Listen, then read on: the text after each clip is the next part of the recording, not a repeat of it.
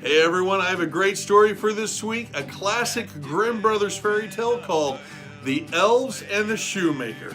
All right, let's get into it.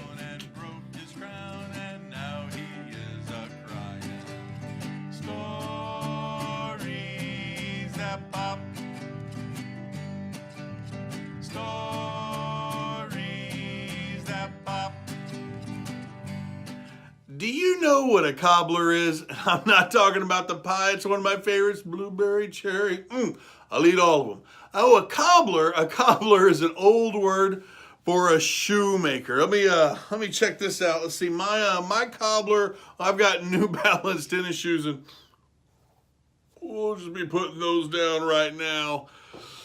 This story has a cobbler in it, a shoemaker, a man who had been making shoes his entire life. He had apprenticed and learned the trade from his own father, who had learned it from his father before him, and so on.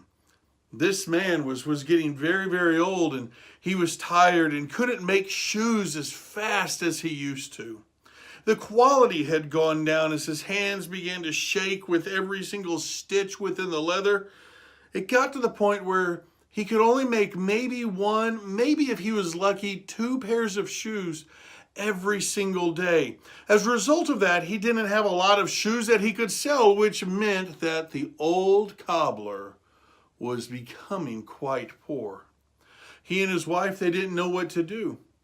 A day finally came when they just had enough money to buy enough leather to make just one more pair of shoes. The old cobbler took out his tools and he cut the leather into the exact pieces that he needed to make his one final pair of shoes. He cut the leather out, and that evening he set them out on his table.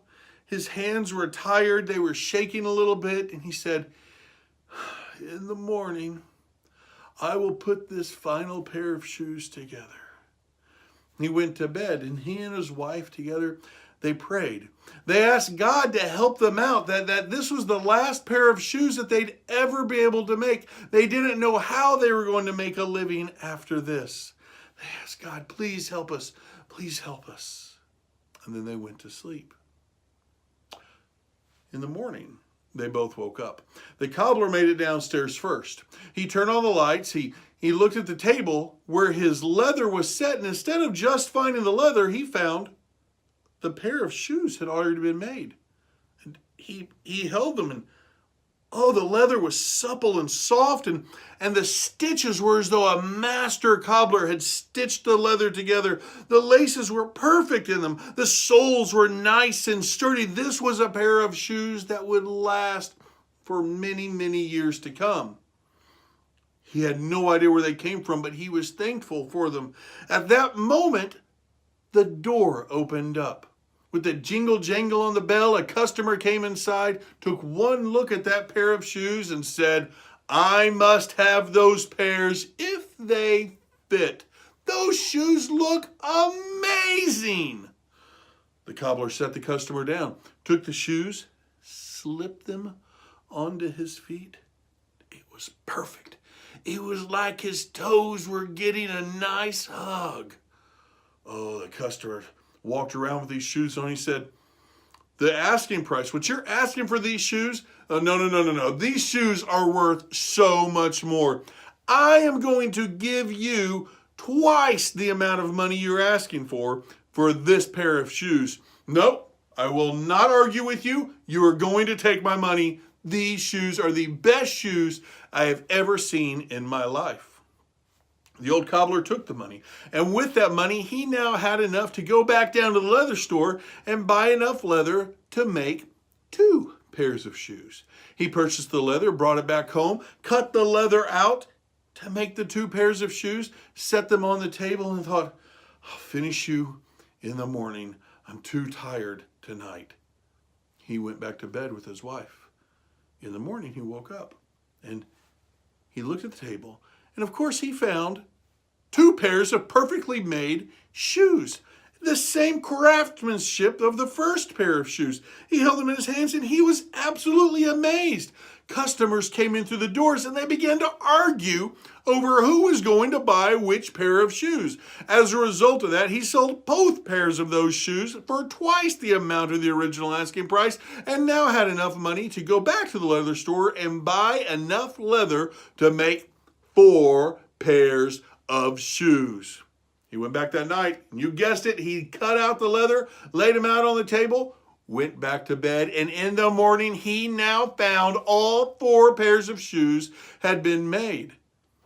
Now this happened night after night after night, and the number of shoes that were being made were doubled every single night after night after night until a point when he was very, very wealthy. He had made so much money off of all of these shoes. His name had spread across the world. He was world famous. The best cobbler, they said, that the world had ever seen.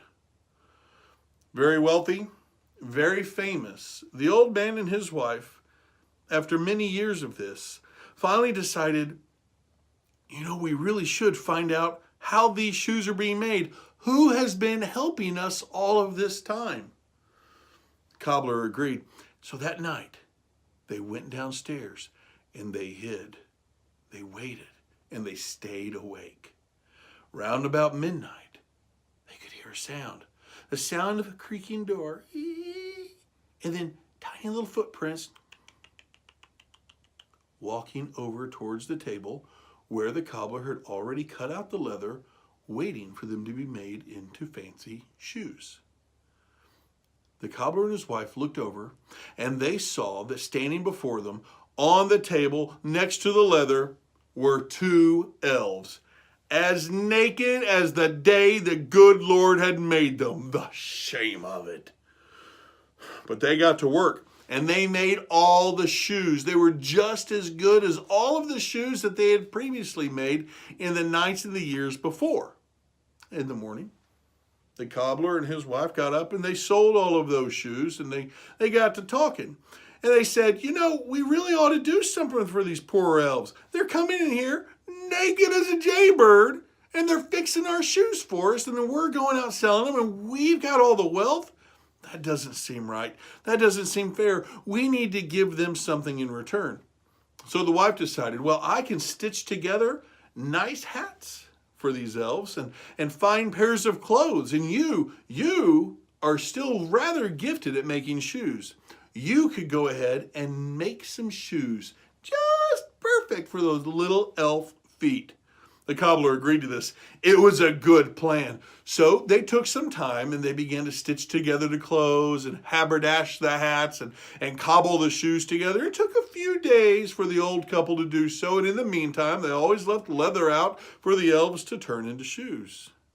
Finally, the day came. The night came up. And instead of laying the leather out, the cobbler and his wife set out the clothes that they had made for the elves. The little hats, the little jacket and shirt, the little pants, and of course, the little shoes. They laid waiting for the elves to come by. Around about midnight, the elves came. Naked still. Unbelievable. They came over there and they saw the clothes. They started to cry a little bit. They put on the clothes and they said, we've never been clothed before. Now that we are so wealthy, now that we have clothing, why should we continue to make shoes? Oh, this is wonderful. Thank you, thank you, thank you. And then they left, dancing on their way out of the cobbler's shop. The leather was left on the table. In the morning, the old man looked at the leather still on the table. He went ahead and stitched together the shoes, and customers came by as normal.